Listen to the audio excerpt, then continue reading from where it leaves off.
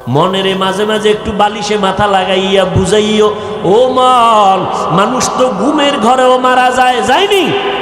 তুমি যে ঘুমাও, ঘুমের মধ্যে যদি আজরাইল আইসা তোমার জানটা নিয়ে যায়, মা আইসা দেখবে তুমি বইরা গেছো, শরীরের মধ্যে হাত দিয়ে দেখবে বরফের মতো ঠান্ডা, কাঠের মতো শক্ত।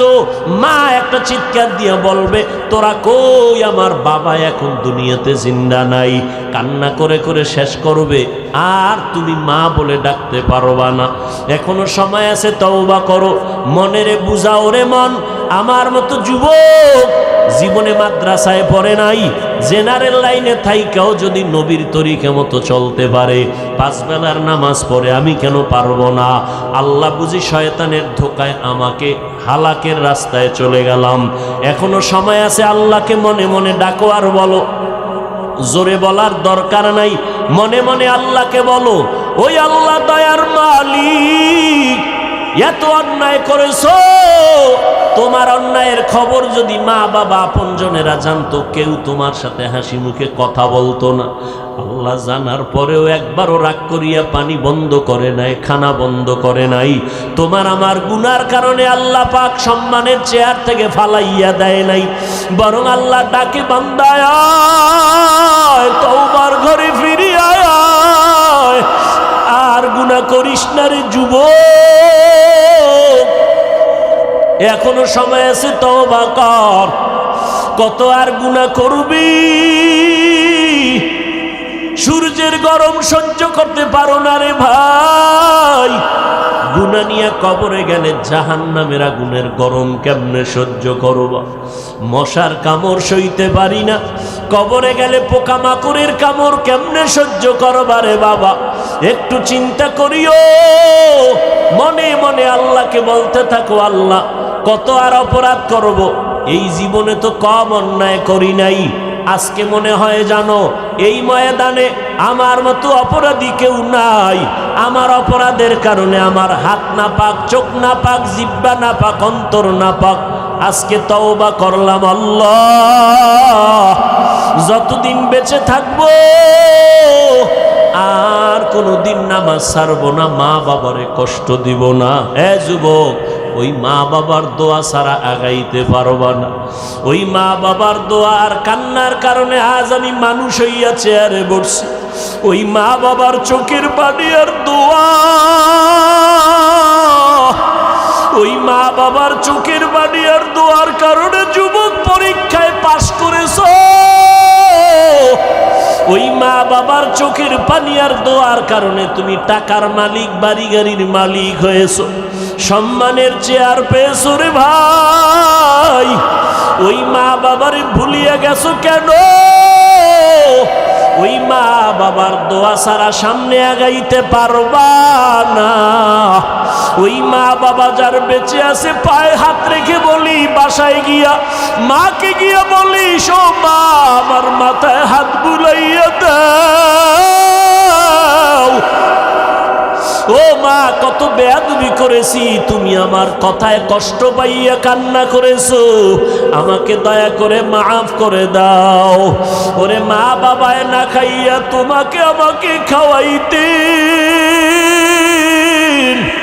ওই মা বাবায় কত রাত ঘুমাইতে পারে না তোমার আমার জন্য, তোমাকে আমাকে আরামে ঘুম পাড়াইছেন, জানো না রে বাবা? আমরা বাবার 5-7টা সন্তান, আমি অসুস্থ, বাকি ভাই বোন সুস্থ। জাননি রে সন্তান, আমি অসুস্থ হইয়া বিছানায় পড়ে রইলাম, রাতের বেলা গভীর, বাবায় ঘুমায়, ভাই বোনেরা ঘুমায়, দুঃখিনী মা ঘুমায় না। মাথার কিনারায় বসে বসে পাহারা দেয়। ও মা, বাবাই ঘুমায় গেল, ভাই বোনেরা ঘুমাইলো, তুমি কেন ঘুমাও না?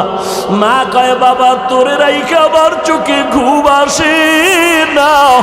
তুই রাতের গভীরে কখন মা বলে যদি ডাক দাও, আমি মা সাড়া না দিতে পারলে কষ্ট পাবো।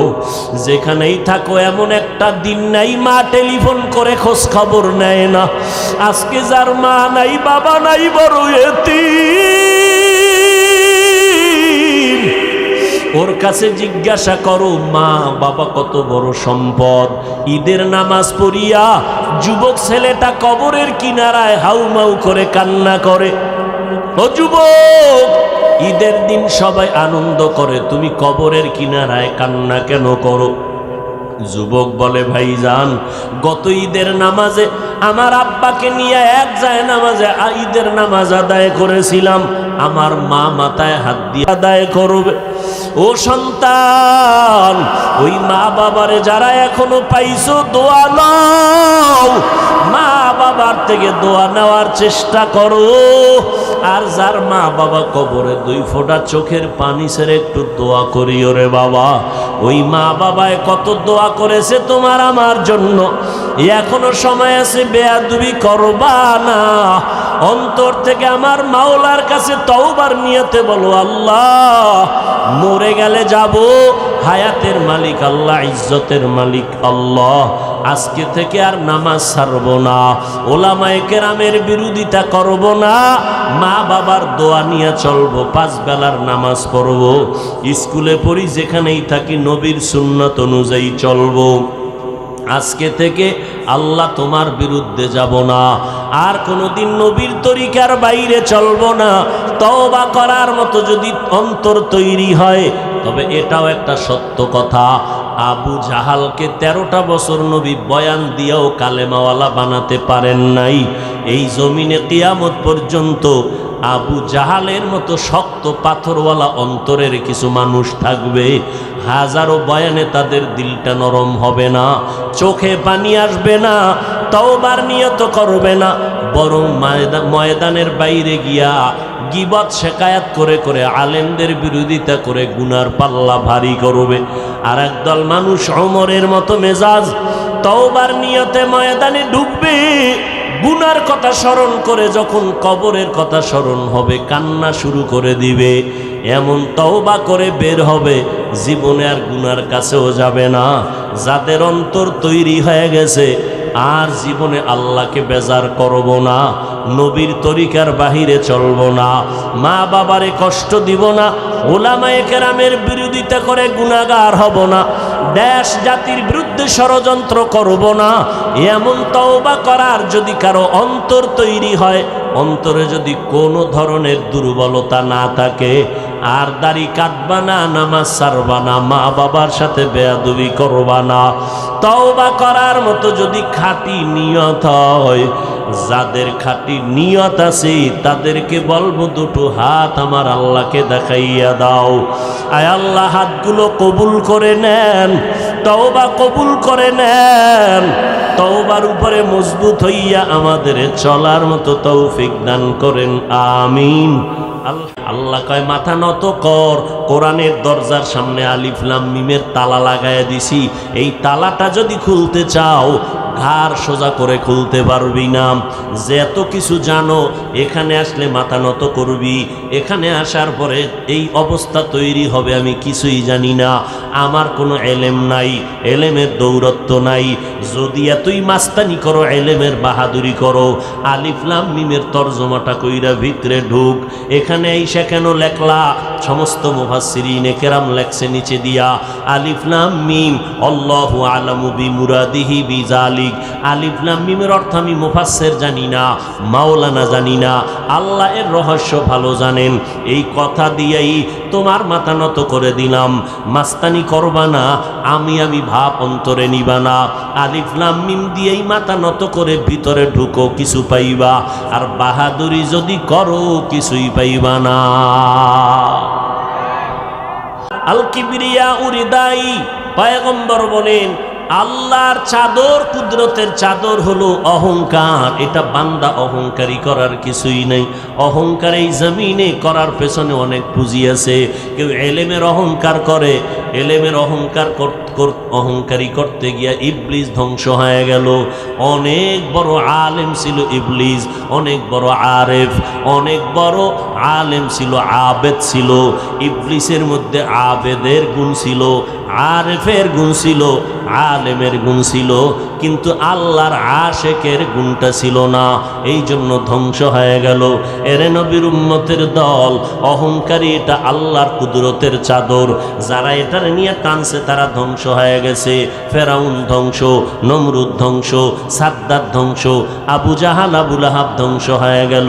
যেই ফেরাউন এত টাকার মালিক, এত ক্ষমতা, এত সুন্দর চেহারা, ক্ষমতার অভাব নাই, এত পরাশক্তি, তারা ওই সময় গোটা দুনিয়াতে তাদের চোখের সামনে কথা বলার সাহস কারো ছিল না। কিন্তু নজর করে দেখেন আবু জাহাল আবু লাহাব, আবু জাহালের নাম আবুল হেকাম, এত বুদ্ধি তার ছিল, কিন্তু সারা দুনিয়াতে মুসলমান দূরের কথা, বেঈমানের ঘরে আবু জাহাল নামে কোনো মানুষ আসেনি, ফেরাউন নামের কেউ আসেনি, নমরুদ নামের কেউ আসেনি। কেন রাখে না? সাদ্দাম আছে না, সাদ্দাম নাম রাখছে কেন? বীর বাহাদুর, যুদ্ধ পরিচালনা, মুসলমানের একজন সৈনিক, এইভাবে চিন্তা করে নাম রাখছে, একটু মনে হয় বরকত মনে হয়। আবু জাহাল এত টাকাওয়ালা, ক্ষমতাওয়ালা, ফেরাউন এত সুন্দর চেহারাওয়ালা, দাড়িওয়ালা, এত টাকার মালিক, বাড়ি গাড়ির মালিক, নামটা কেউ রাখে না। যদি বলি 1 লাখ টাকা মাসে দিব, ফেরাউন নাম রাখো সন্তানের, নমরুদ নাম রাখো, কেউ টাকার লোভে রাখবেনি। কারণটা কি? আল্লাহ ওদের সব দিছেন, অহংকারীর কারণে সব ধ্বংস হয়ে গেছে। হেদায়াতের দৌলত তাদের নসিবে আসে নাই। আল্লাহ পাক বলেন, হেদায়াতের চাবি আমার হাতে রেখেছি, কোনো নবীর হাতে আমি হেদায়াতের চাবি দেই নাই। যদি দিতাম, নূহ নবী কেন কেনানকে কালেমাওয়ালা বানাতে পারে নাই? ইব্রাহিম নবী তার বাবা আজরকে কালেমার পতাকার মধ্যে ঢুকাইতে কেন পারে নাই? আমার নবী রহমাতুল লিল আলামিন, বিশ্ব নবী, শ্রেষ্ঠ নবী আমার, যার কোনো গুনাহ নাই, আসেনি? কি নবীর গুনাহ আছে?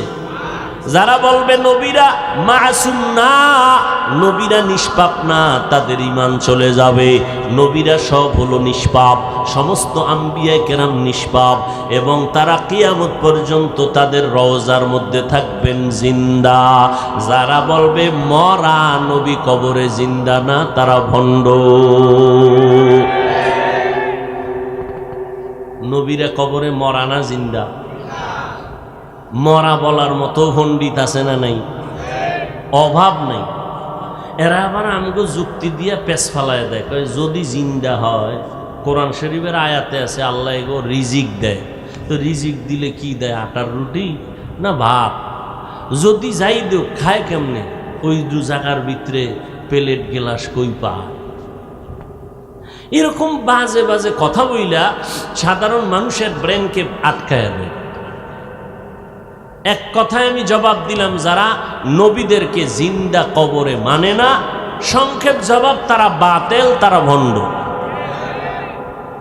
ভাইরা আমার, আল্লাহ পাক রব্বুল আলামিন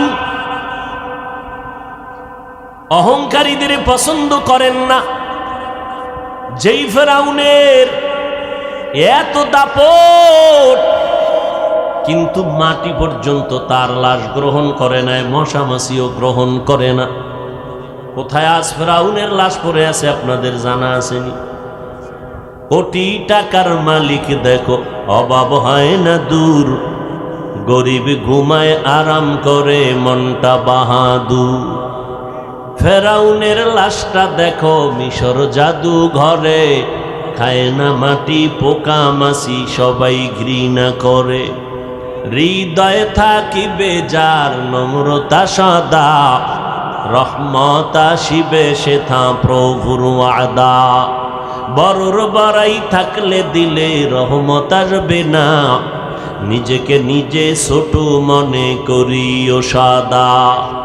উঁচু জমিন থেকে পানি নিচু জমিনে যায়, তেমনি খোদার রহমত আসে নম্রতার হৃদয়। ভোগ বিলাসের বাড়ি গাড়ি পরে রবে সব, থাকতে সময় স্মরণ করো আল্লাহ আমার রব, থাকতে সময় স্মরণ করো আল্লাহ আমার রব। যতই চালাকি করো আল্লাহর কাছে ফিরে যেতেই হবে, পালাবার কোনো সুযোগ। মরণ থেকে যতই পালাও মরণ তোমায় নিবে ঘিরি। যদিও সুদূর আকাশ পানে লুকাও সেথায় লাগিয়ে সিঁড়ি। নদী পথে নৌকা চালাও ও মাঝি ভাই, বেলা ডোবার আগে আমি ওপার উঠতে চাই। ডুবে গেলে বেলারে আর উঠে না, ভেঙ্গে গেলে মেলারে আর জমে না। কিসের বাহাদুরি করো রে বাবা? আলিফ লাম মিম অক্ষর দিয়ে অহংকার বন্ধ করে দিলেন। এলেমের বাহাদুরি করবা না। বর্তমানে যত বড় মুফাসসির, যত বড় মুফতি, যত বড় মুহাদ্দিস হোক, একটু আমাকে জবাব, সাহাবায়ে কেরামদের থেকে বড় মুফতি কেউ আসেনি? জোরে বলেন, বড় মুহাদ্দিস কেউ আসেনি? আল্লাহ তাদেরকে এত পছন্দ করেছেন, 10 জন সাহাবাদের নামে জান্নাতের টিকিট হাজির হয়ে গেল। এত বড় বড় দামি সাহাবা, কিন্তু এত দামি সার্টিফিকেট পাওয়ার পর মরণ পর্যন্ত কান্নার উপরে ছিলেন। আবু বকরের জীবনী দেখেন, কান্নার আওয়াজ।